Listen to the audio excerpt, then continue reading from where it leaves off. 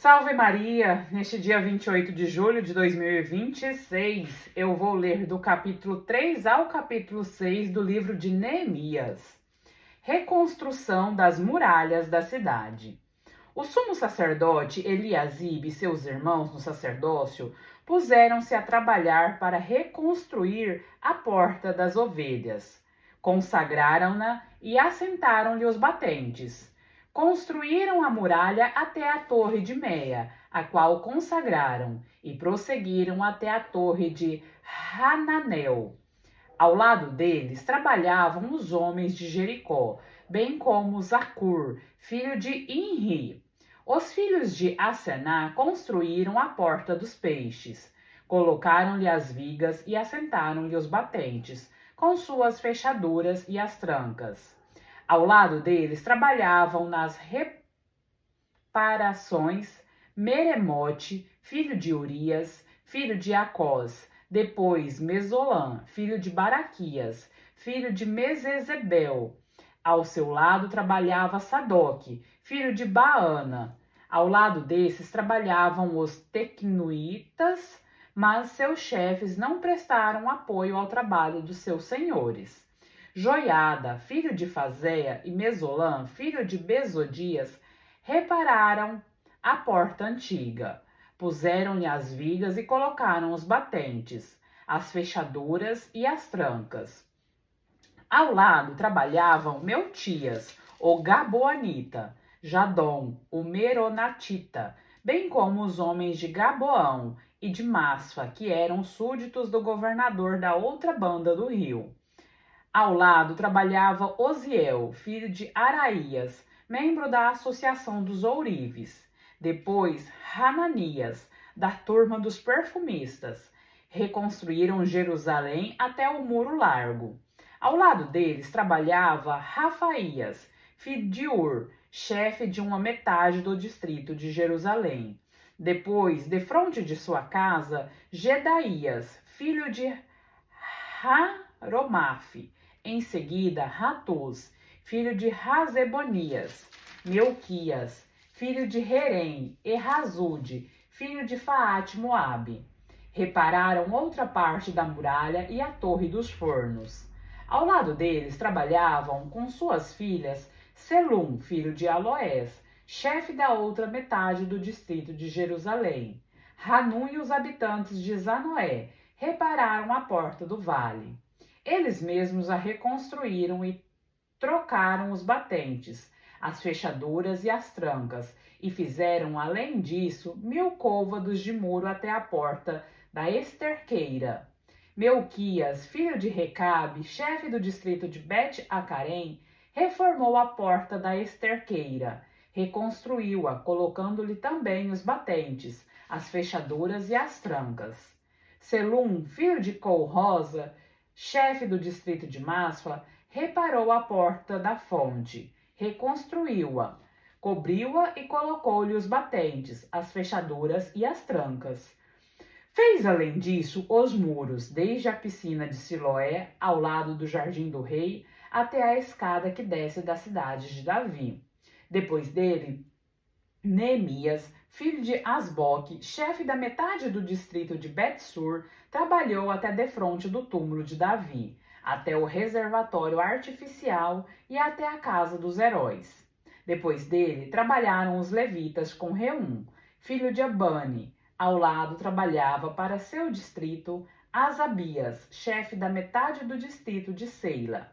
Mais ao longe trabalhavam seus irmãos, sob a direção de Benuí, filho de Renade, chefe da outra metade da Seila. Azer, filho de Jesua, chefe de Masfa.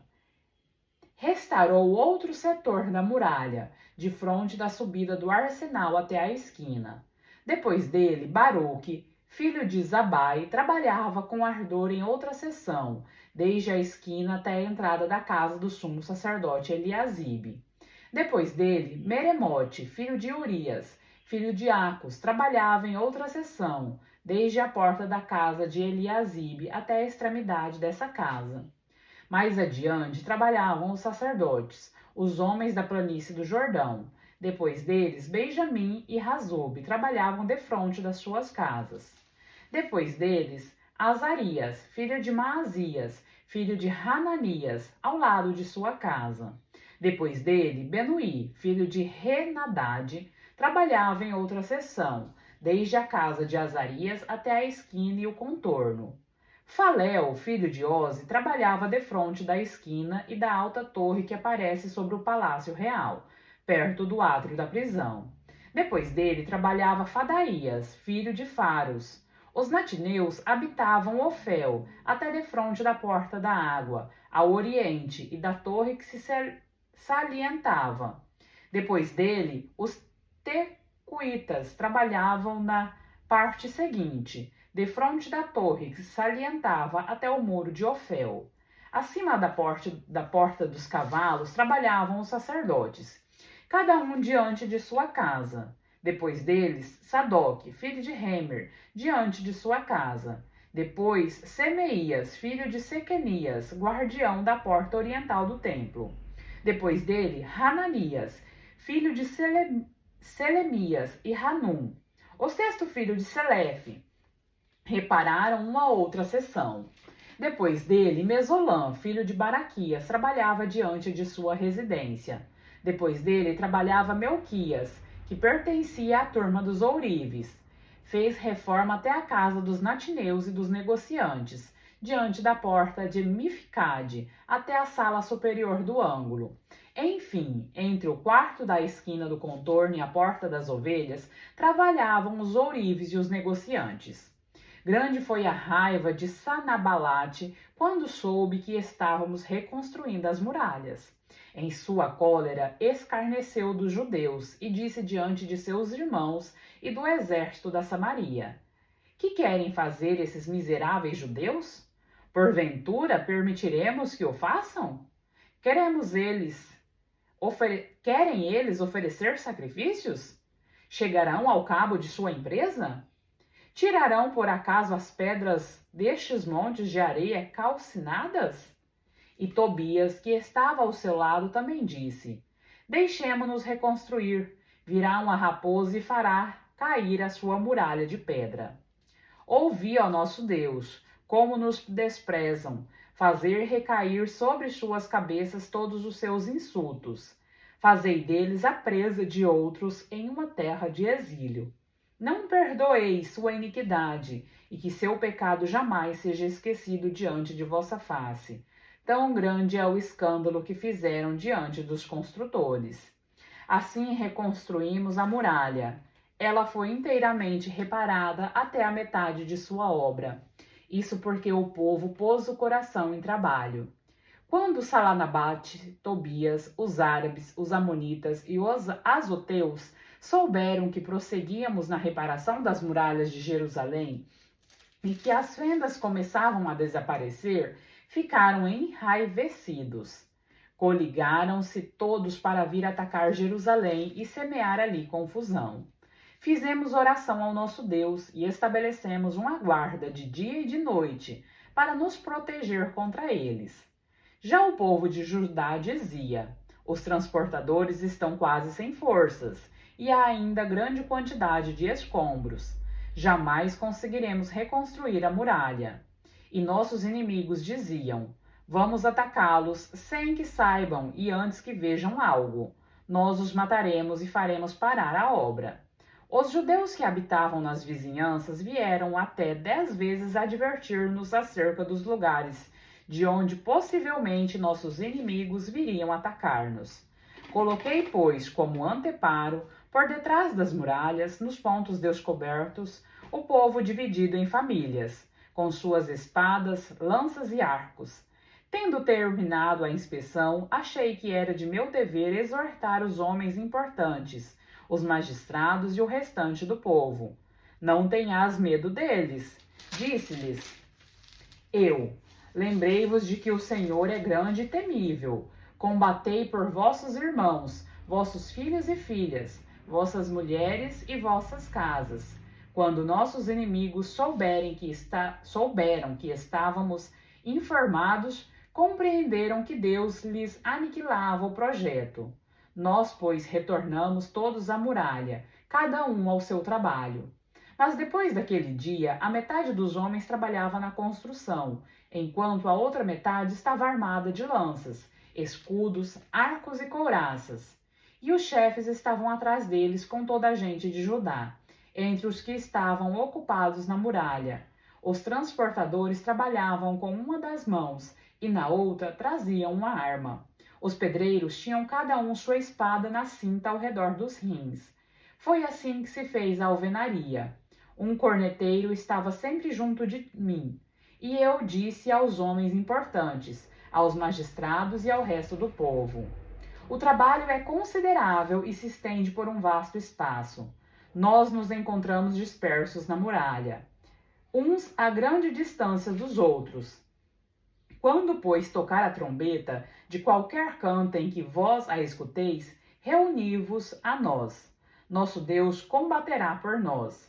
Assim trabalhávamos desde o desapontar da aurora até a aparição das estrelas, enquanto a metade dos homens empunhavam a arma. Ao mesmo tempo, eu disse ao povo: cada um, com seu ajudante, passe a noite em Jerusalém para nos auxiliar a montar guarda durante a noite e a trabalhar durante o dia. Quanto a mim, a meus irmãos, a minha gente e aos guardas de minha escolta, nem mesmo trocávamos nossas vestes. Cada um guardava sua arma ao alcance da mão. Neemias opõe-se aos usurários. Houve forte lamentação do povo e suas mulheres contra os judeus, seus irmãos. Havia alguns que diziam: nossos filhos e filhas, somos numerosos, precisamos de trigo para que possamos comer e viver. Havia outros que diziam: somos obrigados a empenhar nossas terras, nossas vinhas e nossas casas para termos trigo durante a fome. Outros ainda diziam: tivemos de tomar dinheiro emprestado para pagar o tributo ao rei, empenhando nossas vinhas e nossos campos. E, no entanto, somos da mesma raça que nossos irmãos. Nossos filhos não são diferentes dos deles. E eis que foi preciso escravizar nossos filhos e filhas. Mesmo agora, entre nossas filhas, há algumas que já estão escravas. E nada podemos fazer porque nossos campos e nossas vinhas passaram já à mão de outros. Esses lamentos e reclamações irritaram-me profundamente. Depois de ter refletido, censurei as pessoas importantes e os magistrados, dizendo-lhes: por que cobrais usuras de vossos irmãos? Convoquei então por causa deles uma grande assembleia e disse-lhes: nossos irmãos judeus que tinham sido vendidos às nações, nós os resgatamos segundo nossa posse, e vós vendeis vossos irmãos? E a nós que eles seriam vendidos.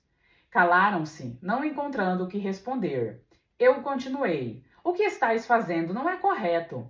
Não deveis caminhar no temor de nosso Deus, para evitar o insulto das nações que são inimigas nossas?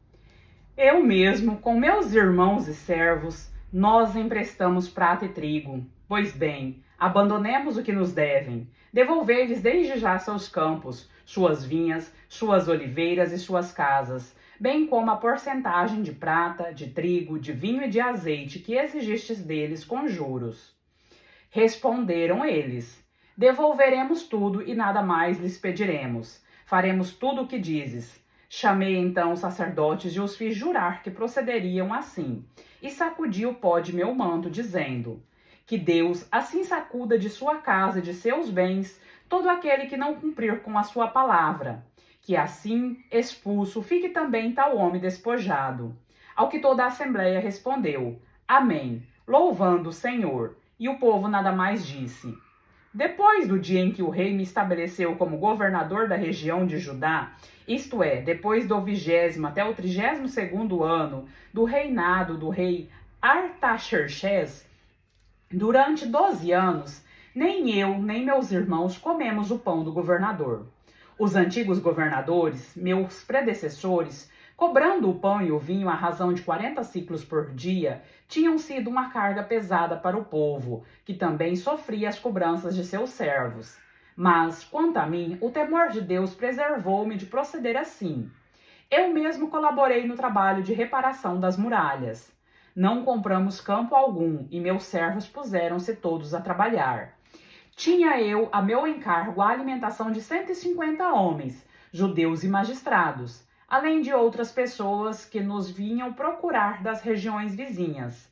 Preparávamos todos os dias um boi, 6 carneiros escolhidos e aves, tudo à minha custa, e a cada 10 dias se servia o vinho necessário em abundância.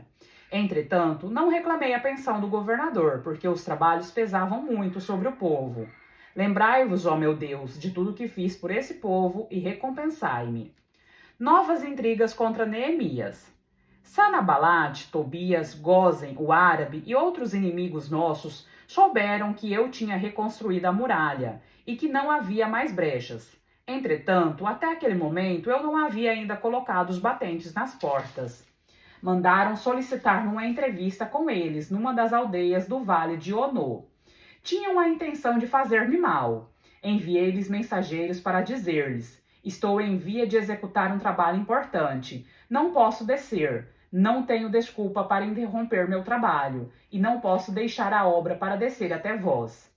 4 vezes eles me endereçaram a mesma mensagem. E eu, cada vez, enviava-lhes a mesma resposta. Pela 5ª vez, Sanabalate fez-me a mesma proposta por um seu servo, que trazia na mão uma carta aberta na qual estava escrito: foi divulgado entre as gentes e Gósen, afirma que, se tu reconstróis a muralha, é porque tu e os judeus estáis projetando uma revolta. E, pelo que se diz, desejas tornar-te o rei deles, e terias mesmo enviado profetas para proclamar-te rei de Judá em Jerusalém. Todos esses boatos cedo chegarão aos ouvidos do rei. Vem, pois, e entendamo-nos. Eu lhes respondi: nada existe de verdadeiro no que dizes. Foste tu que inventaste tudo isso. Todos procuravam intimidar-nos, diziam entre si: suas mãos se cansarão do trabalho e eles não se completará. Agora, pois, ó meu Deus, sustentai os meus braços. Fui depois à casa de Semeías, filho de Dalaías, filho de Metabeel, que se tinha fechado em sua residência. Vamos juntos, disse-me ele, à casa de Deus, interior do templo, e fechemos as portas do santuário, porque procuram matar-te. Nesta mesma noite virão liquidar-te. Respondi-lhe: como então um homem como eu há de fugir? Por outra parte, como pode um homem como eu entrar no templo sem perder a vida? Ali não entrarei. Eu tinha notado, com efeito, que ele não fora enviado por Deus, mas proferiu o oráculo a meu respeito, subornado por Tobias e Sanabalate. Eles o faziam para intimidar-me e fazer-me pecar segundo o seu desejo. Isto lhe permitiria cobrir-me de opróbrio e lançar-me em má reputação. Lembrai-vos, ó meu Deus, das maldades de Tobias e de Sanabalate, bem como da profetisa Noadia e demais profetas que tentavam atemorizar-me. Terminou-se a muralha no 25º dia do mês de Elu, em 52 dias. Quando nossos inimigos souberam disso, encheram-se de temor todas as nações vizinhas, pois seu ânimo arrefeceu e reconheceram que, se aquela empresa fora levada a bom termo, era graças ao nosso Deus. Naquele tempo, Tobias mantinha uma correspondência contínua com certas pessoas importantes de Judá. Muitos, com efeito, estavam-lhe unidos por juramento, pois ele era genro de Sequenias, filho de Areia e Joanã. Seu filho era casado com a filha de Mesolã, filho de Baraquias. Até mesmo louvavam em minha presença e participavam-lhe as minhas palavras. Esse Tobias era quem me remetia cartas para atemorizar-me. Palavra do Senhor, graças a Deus.